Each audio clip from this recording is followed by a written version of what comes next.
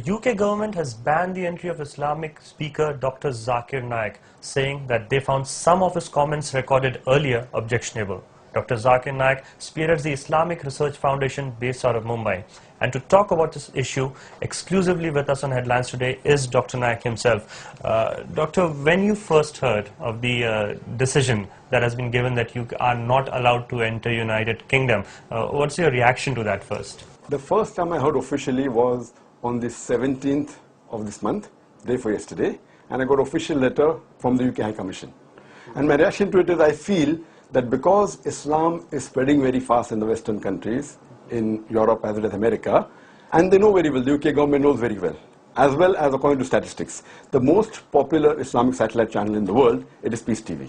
And they also know that the speaker that gets the maximum audience throughout the world, including UK, including in America, other parts of the world, is Zakir Naik. So I feel they want to curb the spread of Islam. This is one of my opinions. And secondly, I feel that this was more of a political decision. It was not a legal decision.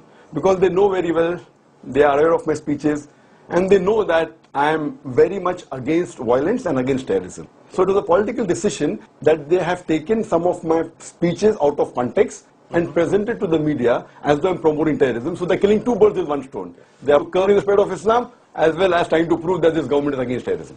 We're just coming to that because what the UK government says in their own words that your presence in the UK is not conducive for the public good. And what they have said is that there are some video recordings of yours where you say that every Muslim should be a terrorist. So is that something that you have said, or you believe that this was also quoted out of context? It was 100% quoted out of context, because what they said to the media and what they said to me is two different things. What they gave me 4 extracts from my speeches which they found objectionable.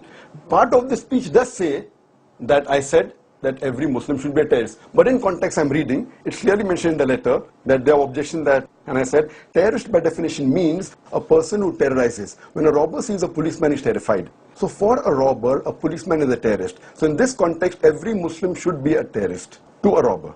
Every Muslim should be a terrorist to each and every anti-social element. And I continue. I am aware that terrorist more commonly is used for a person who terrorizes an innocent person. In this context, no Muslim should even terrorize a single innocent human being. So they know the context. Now reading this context, I would like to ask you that in full context, does it mean I'm promoting terrorism? Okay, yeah. And lastly, because the fact is that since you know the global atmosphere, the fight against terrorism that is going on, so you're aware of that use of such words, even in other contexts as well, might always create some kind of controversy. So that's why... It cannot, because I said very clearly in my speech, which is known by them, I am aware that terrorist more commonly is used for a person who terrorizes an innocent person. In this context, no Muslim should even terrorize a single human being. So why are they quoting out of context? If I say in two different speeches, it's different. I'm saying the same speech. And this word is not used by me. I would like to give an example of a report that came in 2003 in Times of India. They said that Inspector Angre terrorizes the underworld. And in this context, I said that this word terrorist means a person who terrorizes any human being. So for the robber, the policeman is the terrorist. It's in context. So why are they quoting me out of context? So if you feel I'm using English wrong, then even Times of India is doing that. And there are many ways these reports are coming. So why are they picking on me only? Okay. And lastly, as far as the decision that has come by the UK government, are you going to challenge it in some any way, or going to just submit to it? 100%. We are going to challenge the decision of the UK government to exclude me from the country, and we have hired one of the best firms of lawyers in UK, and next week we are going to have a judicial revision. That is the first thing.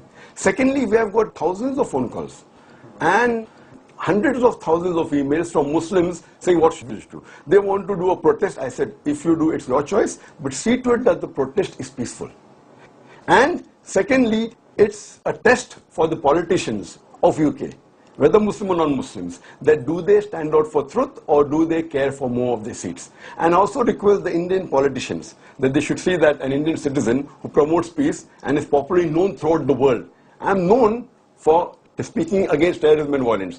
So does the Indian politicians put a petition or a request to the UK government to revise the decision? Certainly. So as Dr. Naik told us that he believes that it is a political conspiracy against him, and that all the statements attributed to him were actually quoted out of context, and now he plans to challenge this decision by the UK government in the coming week. with camera person Mangesh Sawant, Abhishek Chaudhary in Mumbai for Headlines Today.